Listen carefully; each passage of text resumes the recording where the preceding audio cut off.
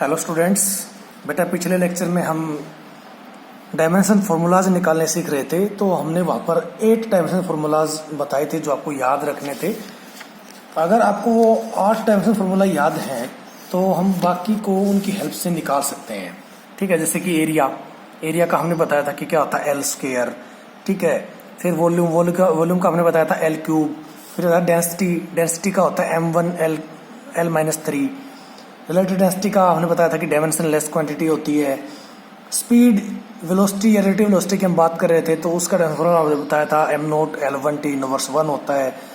फिर हमने बताया था कि एक्सेलरेशन या एक्सेलरेशन टू ग्रेविटी का डायमेंशन फॉर्मूला होता है m0 L1 T इनवर्स 2। और फिर बताया था बेटा, जो 7th बताया था वो क्या था, फोर्स, थ्रस्ट, एक्शन, रिएक्शन, अब थ्रस्ट, बियोंसी, टेंशन।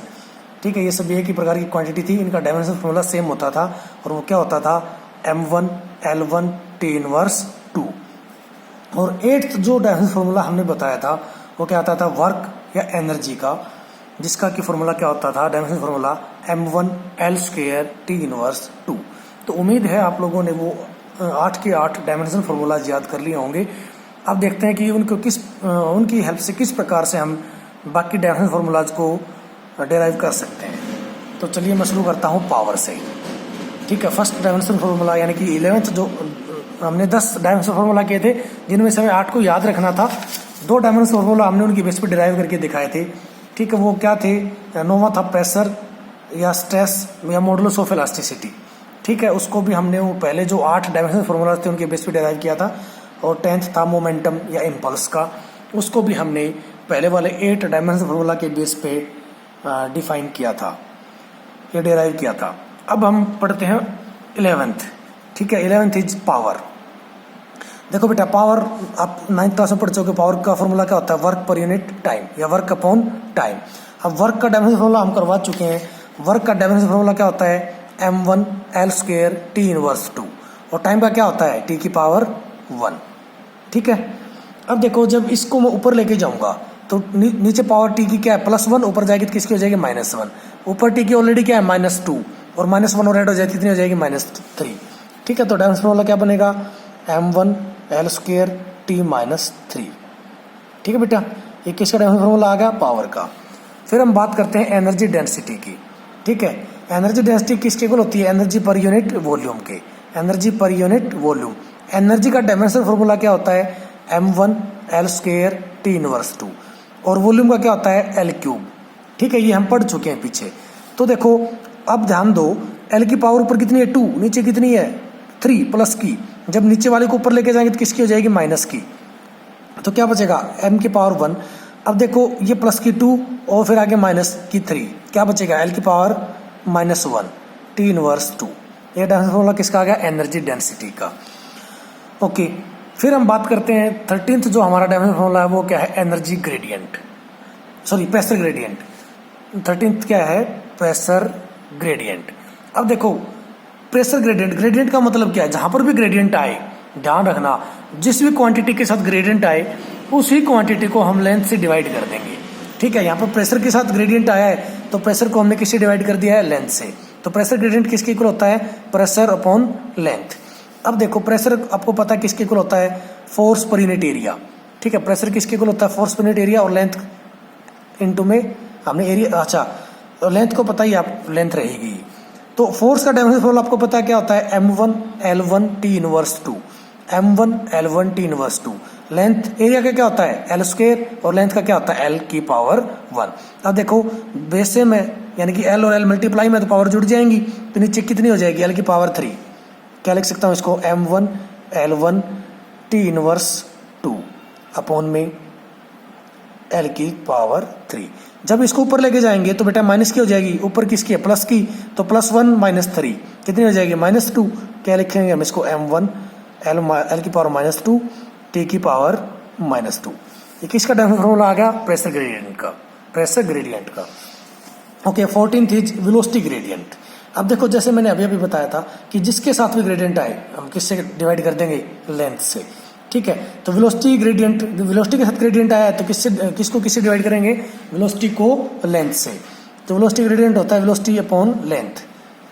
ओके, वेलोसिटी का डायमेंशन फॉर्मूला आपको पता है क्या होता है, मैं ऊपर लाइन खींच देता हूँ, थोड़ा सा सेपरेट रह जाएगा। ओके, वेलोसिटी ग्रेडियंट का डायमेंशन फॉर्मूला क्या होता है, देखिए वेलोसिटी का होता है L1 T इनवर्स 2, ठीक है, वेलोसिटी का क्या होता है L1 T इनवर्स 2, और लेंथ का L की पावर 1, ऊपर लेके जाओगे तो L की पावर 1 से L की पावर 1 कैंसिल आउट, क्या बचेगा T की पावर -2, ठीक है। ये किसका फॉर्मूला आ गया, वेलोसिटी ग्रेडियंट का। Okay, 15th is universal gravitational constant. ये एक बहुत इंपॉर्टेंट ग्रेविटेशनल फार्मूला है, सॉरी बहुत ही इंपॉर्टेंट डायमेंशनल फार्मूला है। तो देखो यूनिवर्सल ग्रेविटेशनल कांस्टेंट आपने 9th क्लास में ग्रेविटी का चैप्टर आपने पढ़ा था, तो वहाँ पर हम पढ़ते थे कि फोर्स किसके इक्वल होता था, G इंटू में m1 m2 अपॉन में r²। यहाँ पर G क्या है, ग्रेविटेशनल कांस्टेंट या यूनिवर्सल ग्रेविटेशनल कांस्टेंट। तो इस G को अगर हम यहाँ से निकालें तो क्या हो जाएगा, इस r को उधर लेके जाऊँ, जब इक्वल्स उधर लेके जाऊंगा तो नीचे डिवाइड में ऊपर उधर जाएगा तो मल्टीप्लाई में हो जाएगा, क्या हो गया F इंटू r², और m1 m2 इसके साथ मल्टीप्लाई में, उधर जाएंगे तो डिवाइड में आ जाएंगे, तो क्या हो जाएगा अपॉन में m1 m2, FR² अपॉन में m1 m2। अब F क्या है यहाँ पे, फोर्स, R क्या है यहाँ पे, रेडियस यानी कि लेंथ, m1 क्या है मास, m2 भी क्या है मास। ओके, फोर्स का डायमेंशन फॉर्मूला आपको पता है क्या होता है, m1 L1 T inverse 2, okay, into में रेडियस, रेडियस का स्क्वायर, रेडियस क्या होता है लेंथ, तो लेंथ का क्या होता है L, ठीक है, L की पावर 1, लेकिन स्क्वायर है तो हम क्या करेंगे L की पावर का L की पावर 2। ओके, मास का क्या होता है m की पावर 1, और m2 का भी क्या होगा उसी प्रकार m की पावर 1, सिंपली m² लिख सकते हैं हम इसको। तो देखो क्या हो जाएगा m1 L1 T inverse 2 into में L² अपॉन में m²। अब ऊपर देखो, ऊपर m की पावर कितनी 1, नीचे कितनी m की पावर 2, ऊपर जाएगी तो किसकी जगह माइनस की, क्या बचेगा m की पावर -2, L की पावर 1 इधर है 2 इधर, कितनी हो जाएंगी जुड़ जाएंगी तो 3 L2, और T की पावर -2, ठीक है बेटा। तो ये किसका डायमेंशन फॉर्मूला आ गया, यूनिवर्सल ग्रेविटेशनल कांस्टेंट का। ओके, नेक्स्ट हमारा जो फॉर्मूला है या क्वांटिटी है वो क्या है, प्लांक्स कांस्टेंट। देखिए ये ज़्यादा तो हम डिटेल में आगे पढ़ेंगे, लेकिन यहाँ पर थोड़ा सा बता देता हूँ कि एनर्जी ऑफ फोटोन, जो फोटोन कुछ एनर्जी रेडिएट करते हैं तो ये क्वांटिटी कुछ उस एनर्जी रेडिएशन से रिलेटेड होती है, प्लांक्स कांस्टेंट। तो देखिए हमने क्या लिखा है, energy of photon depend upon frequency of light. अब अगर फोटोन की जो एनर्जी है वो किस पे डिपेंड करती है, फ्रीक्वेंसी पे, ठीक है, फोटोन की एनर्जी किस पे डिपेंड करती है, फ्रीक्वेंसी पे। तो मैं इसको लिख सकता हूँ energy directly proportional to frequency, ठीक है। एनर्जी रेडिएशन जो रेडिएट होंगी वो किसके डायरेक्टली प्रोपोर्शनल होंगी, न्यू, ये वी नहीं है यहाँ पे न्यू, इसको न्यू कहते हैं, NEU, न्यू यानी कि फ्रीक्वेंसी, ठीक है। तो एनर्जी किसके डायरेक्टली प्रोपोर्शनल होगी, न्यू के यानी कि फ्रीक्वेंसी के। अब इस साइन और प्रोपोर्शनलिटी को हटाऊंगा तो कांस्टेंट हम यहाँ ऐड करेंगे, वो क्या होगा E में H न्यू। H क्या है यहाँ पर, प्लांक्स कांस्टेंट, प्लांक्स कांस्टेंट को हम H से लिख देते हैं, ठीक है। तो इस न्यू को उधर लेके जाऊंगा तो क्या हो जाएगा H में E इंटू न्यू, न्यू को उधर लेके जाऊंगा तो क्या आएगा E by new, H E by new, E बटे में न्यू, ठीक है। अब देखो मैंने ये E इंटू में T लिख दिया, ये T बताऊंगा, एनर्जी इंटू में टाइम, ये कैसे आया। देखिए फ्रीक्वेंसी, हम पहले फ्रीक्वेंसी का डायमेंशन फार्मूला देखते हैं यहाँ पे। फ्रीक्वेंसी क्या होती है बेटा, टाइम का इनवर्सली प्रोपोर्शनल होती है। फ्रीक्वेंसी क्या होती है, टाइम का इनवर्सली प्रोपोर्शनल, ठीक है। तो अब आपको पता है कि टाइम का डायमेंशन फार्मूला क्या होता है, T की पावर 1, टाइम का डायमेंशन फार्मूला क्या होता है, T की पावर 1, तो क्या हो गया 1 अपॉन में T की पावर 1, यानी कि ऊपर जाएगा तो क्या हो जाएगा T की पावर -1, ठीक है। ये किसका फॉर्मूला आ गया बेटा, डायमेंशन फार्मूला फ्रीक्वेंसी का, तो इसका हम वहाँ पर यूज करेंगे। अब देखो आपने यहाँ देखा कि फ्रीक्वेंसी है वो टाइम का इन्वर्स है, तो टाइम को उधर ले जाओ, फ्रीक्वेंसी को उधर ले आओ, तो टाइम किसका इन्वर्स हो जाएगा, फ्रीक्वेंसी का। तो ये क्या है 1 अपॉन में न्यू है यहाँ पे, E इंटू में 1 बाई न्यू को मैं क्या लिख सकता हूँ T, तो क्या लिखा मैंने यहाँ पे E इंटू T। अब देखो यहाँ पर एनर्जी का डायमेंशन फार्मूला हमें पता है क्या होता है, m1 L² T की पावर -2, और टाइम का क्या होता है T की पावर 1।